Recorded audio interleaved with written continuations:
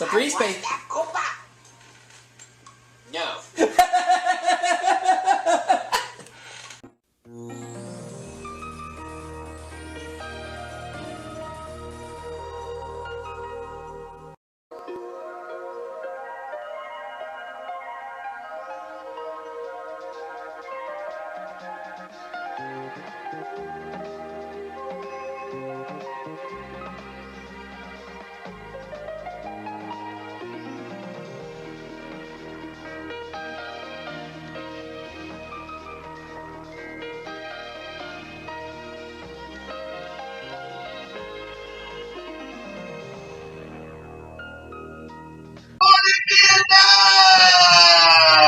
And wherever else you're watching.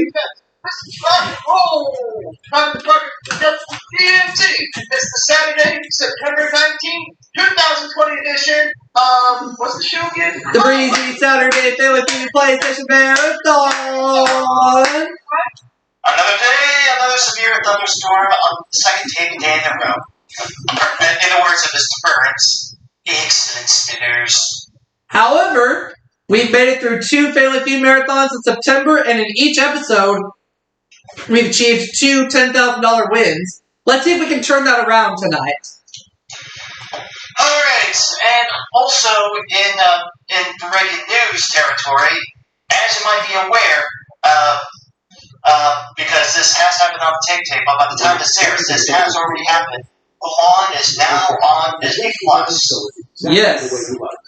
Which means that if you want to watch Mulan without going to the theater, you must pay $30 more out of your own pocket. Christ almighty Lord. Is this something that you're willing to do if you have not done so yet? No. Now this is episode 29, I believe, right? I believe so. I lost count. Yeah, so we have the Howard family. Yes, Rob. Were you talking about the live-action version or the animated? Yes, the live-action version. Alright, are both of them on Disney Plus? The animated one is. The live-action one will come. The live-action one is a. Let's pretend that this is already out because we're saying things as if it's already happened. Hence the tape date. Pretend it's out because that's the whole tape date thing. But yeah, in regards to Mulan being on Disney Plus, the live action version, having to pay $30 just to watch it, forget it. I'll stick with the animated version. Besides, I'd rather hear Ed Murphy drum his good old pre-trick goodness in the hands-on animated classic. Right, and besides, I pay $7 a month for Disney Plus, and that's exactly how it's going to stay. $7 a month. And besides, who wants to watch the live-action Mulan anymore? If I didn't have to pay $30, I would. But if I have to pay $30, no way, Jose. But there will be a scenario where somebody will be brave enough to spend all 30 of those dollars just to watch the live-action remake of Mulan, just for the sake of filling an obligation of comparison. So, it won't be a total boycott. There will be some people who are subscribed to Disney Plus who will rely on paying the extra $30 just to watch the live-action Mulan. Right. Now we're on the subject of Disney Hungry. Yes. I don't remember if I asked you this or not, but I'll ask you anyway. What are your thoughts on Disney turning all the classic movies into live action? Well, I'm not against it. I mean, I know they've been doing that a lot as of lately, and there actually have been some good live-action remakes. Your answer, fan number 1. So, however, in my opinion, I think of the live-action remake trend as the straight-to-video Disney sequel craze of today. Right. But the only one I had in question was when they did the live-action remake of Dumbo. When I first heard about that in 2015, that Tim Burton was going to make it, the only thing I could say at the time was, okay? And then I said, how is he going to pull this off? And then I saw the trailers for it, and the trailers looked good. And then when I saw the movie, I proved myself wrong. It was good. Yeah, speaking of good, where's Batten and Bagel? Batten is unable to attend this evening. So, can I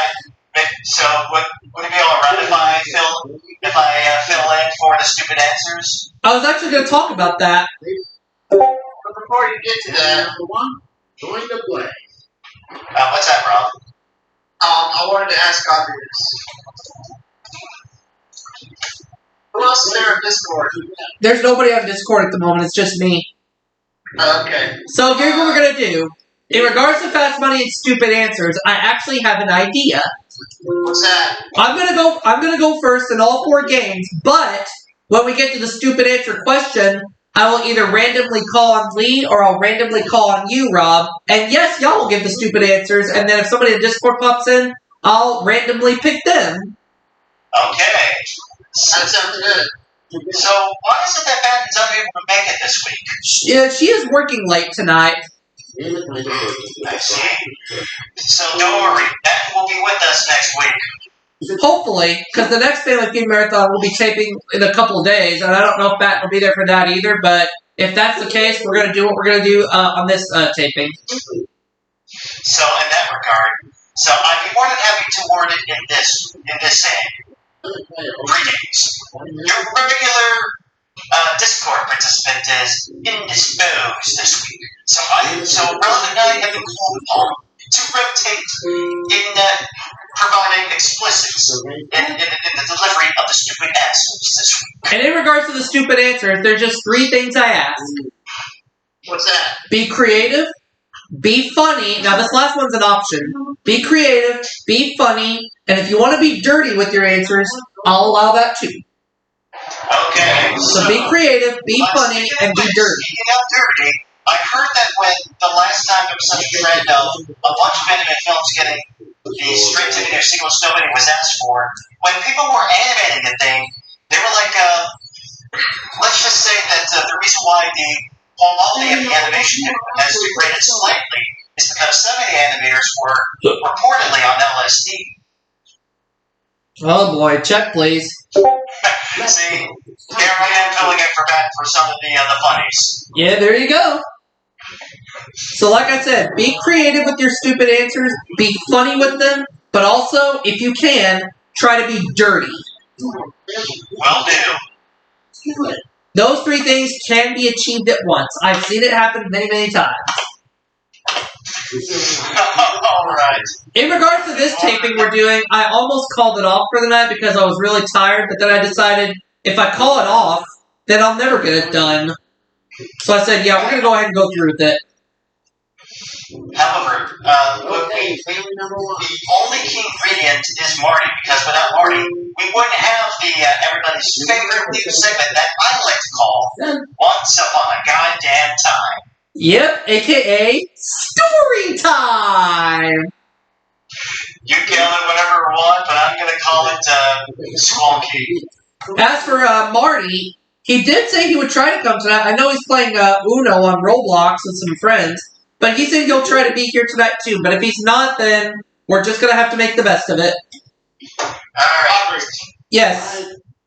Out of all the Disney live-action remakes, which one is your favorite and least favorite? My favorite and least favorite live-action Disney remakes? Yes.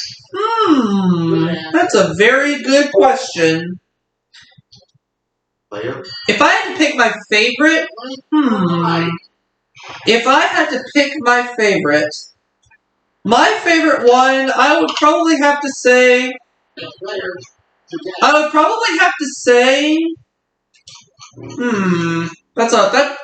Rob, that's really a hard question.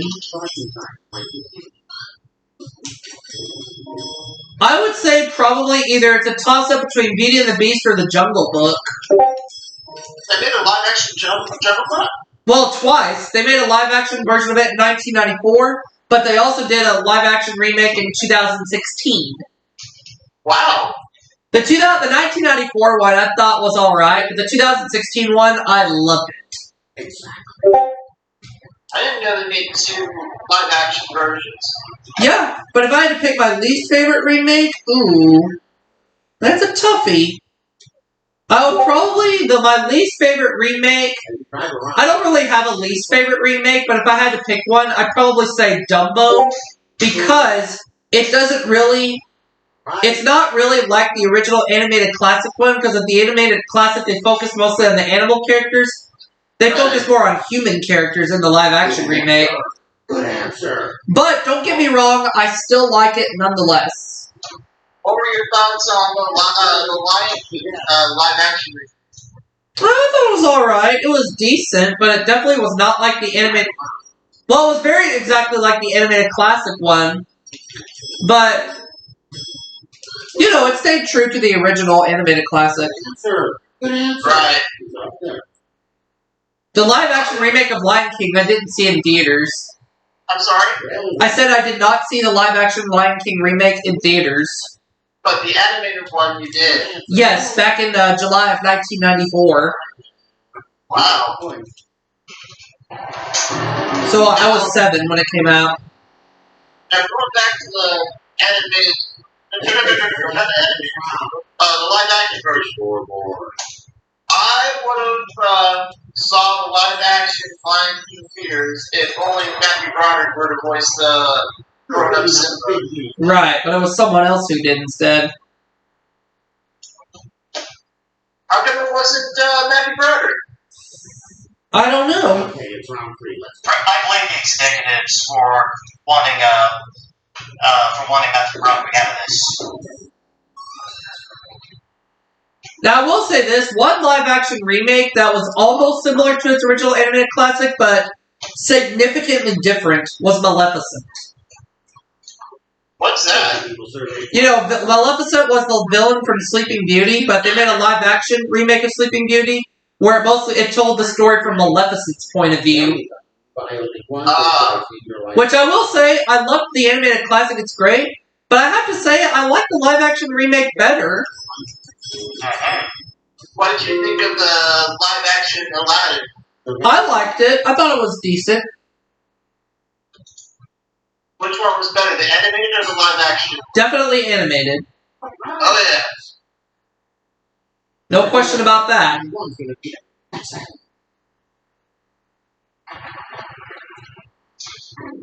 Now, if I had to say on what my favorite live action remakes are, I am not going to have to say on any of that because, in my opinion, the whole live action remake universe is so unnecessarily used as a cash grab that I don't even need to have a favorite. Because I always find the classic hand-drawn animated versions are fine as they are. What will it be? Well, they are. Don't get me wrong. Channel number 1, join your play. Now, here's a huge comparison difference. In the animated Sleeping Beauty, Maleficent is 100% villain, but in the live-action remake, she's 50% villain, 50% hero. Because it told the story from the villain's point of view. Now, the sequel, Maleficent, Mistress of Evil, I remember seeing that and liking it. I thought it was good.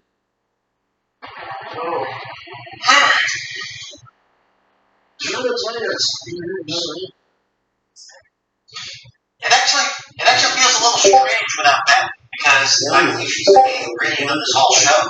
I agree. It is kind of strange without Batten, but even though Batten may be absent, the show has to continue. Yes, that's exactly right. Because I want to go all the way until December 26th to get these episodes up, and whatever the case may be, I'm determined to get them up because I want to stay true to my word. Alright. Going back to the animated Aladdin, when Aladdin came out in 1992, Robin Williams did not want his character to take up more than 25% of space on all promotional items. Which I can understand because the genie wasn't the main character of the story. Aladdin was the main character of the story. But did the Walt Disney Company grant him his wishes? Jeffrey Katzenberg didn't do that. So I can see from behind the scenes, Jeffrey was like, fuck no! And for those of you wondering, I actually pronounced that fuck no, well, the same way Robin Williams pronounced it with a Scottish accent when he was doing his golf bet. Fuck no! So that Now, despite Aladdin coming out to theaters in 1992, it wouldn't be until beginning of 1993 when I would see it in theaters. Actually, I just learned, and I want to emphasize and tell you more about Jeffrey Katzenberg after his ouster from Disney. I actually just learned that Jeff successfully snitched Disney talent away from Disney projects attached, just so they could star in DreamWorks movies. For example, Woody Allen, who you know as a classic director, was supposed to be the voice of Tantor from Disney's Tarzan, but Katzenberg decided that that wasn't a good idea for him, so he decided to stitch him away from Tarzan and make him do some DreamWorks movies and do the voice of ants instead. Uh-huh. And the prior example is with the classic Hedgehog 1, where Steven Schwartz, who previously served as a lyricist for The Hunchback of Notre Dame Pocahontas, was supposed to be the primary songwriter for Mulan, but Katzenberg successfully persuaded Schwartz out of Mulan in favor of The Prince of Egypt. Very good. This forced Disney to pull the plug on using his name on marketing and advertising and throw away all the songs that he composed for the project. So because of this, we'll never hear Steven Schwartz songs from Mulan. Boo. So Katzenberg did dirty again, and he didn't name Robin Williams this time. There you go. Jeffrey Katzenberg is the king of doing somebody dirty. What are you going to do? Well, he even did more dirty recently with his imminent failure of quitting.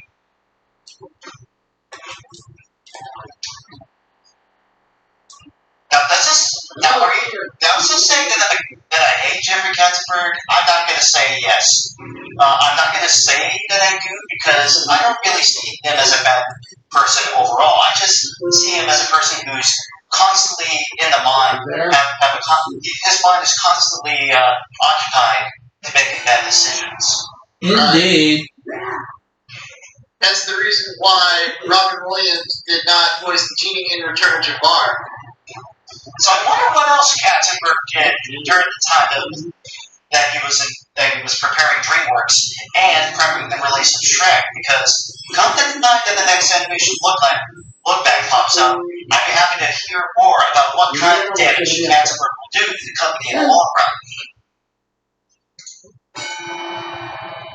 Or at least in terms of facts that I'm not done yet. Good answer. See, I did the cackling for you. Yep. Alright, you still got the squonky file? Like, what do you mean? Never mind.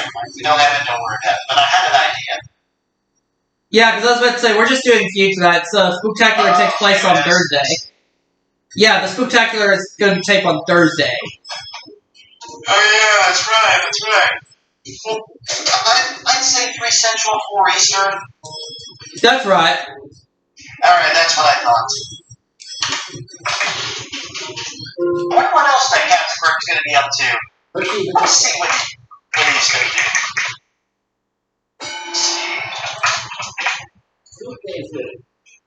Let's see. Yeah.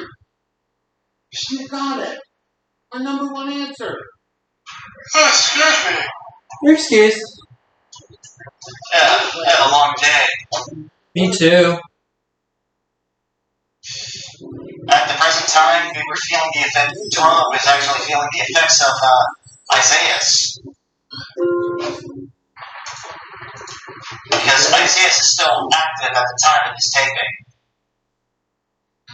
Oh, I gave a wrong answer. I forgot what that last answer was. That's okay. It's not up there. I gotta give you a strike. Next time you can see it.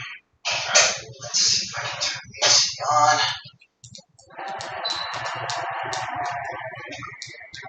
Next time I might as well go for a drink. another player. I'll be right back.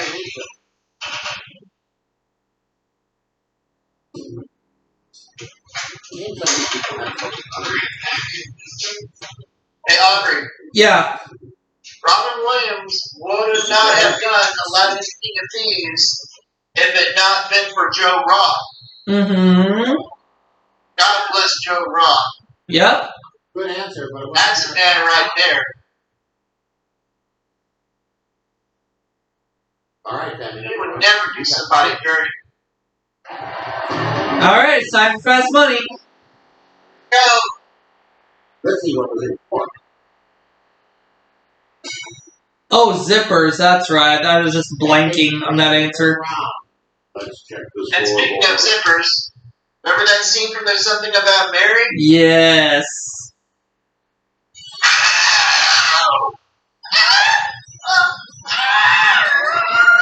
Imagine if that really happened.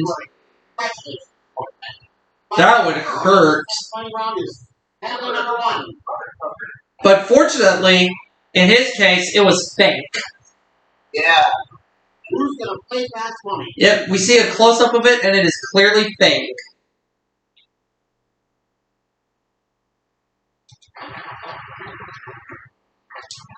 Alright, so as mentioned, I'm going first in fast money, and as for the stupid answer, I will randomly call on someone to give it. 5 questions. Good luck. The clock starts when I finish reading the first one. Alright, name an article of ski clothing. I would say gloves. Name something specific you put milk in. Cereal. Name the age when men get pot bellies. They get them around age 30. Okay. Tell me how many drinks are you is 1 too many. 3. Alright. Is Lee back? Lee, are you there? He's not. Okay, so Rob, you're gonna do it. Alright. Here's your stupid answer question. Name something you put whipped cream on.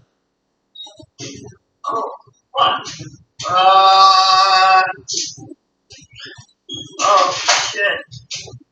I don't know. Okay, Lee.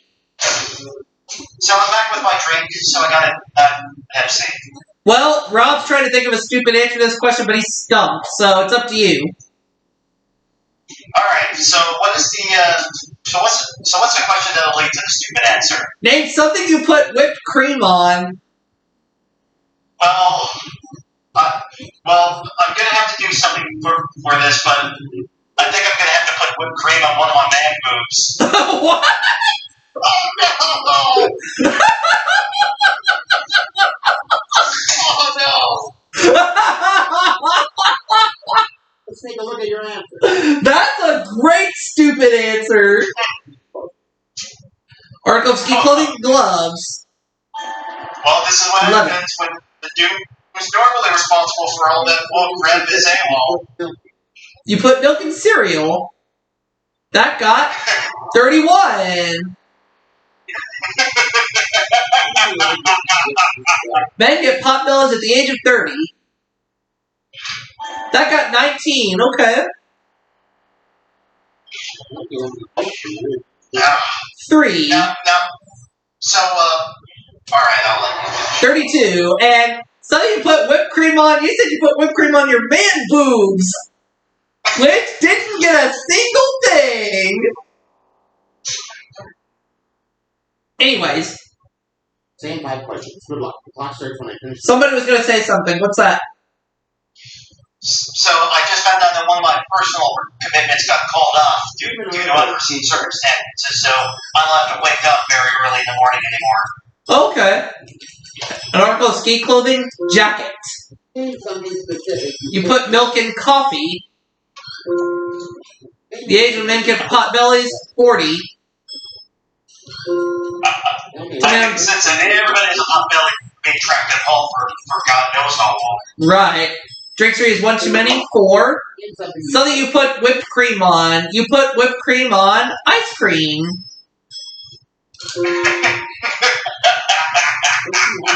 And like Lee says, you put it on your man boobs. Article of ski clothing, a jacket. That got 22. Alright. Name something specific. You put milk. You put milk in coffee. I feel like I'm at a bar.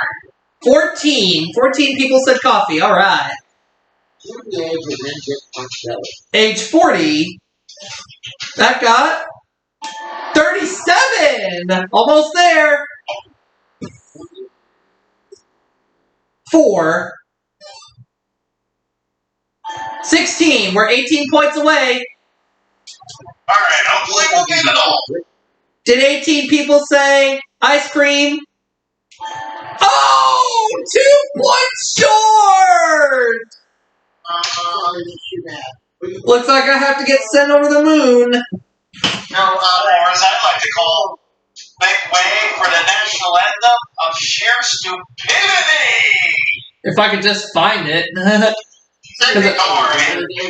Oh yeah, I remember. Marty has it right here, so here it goes.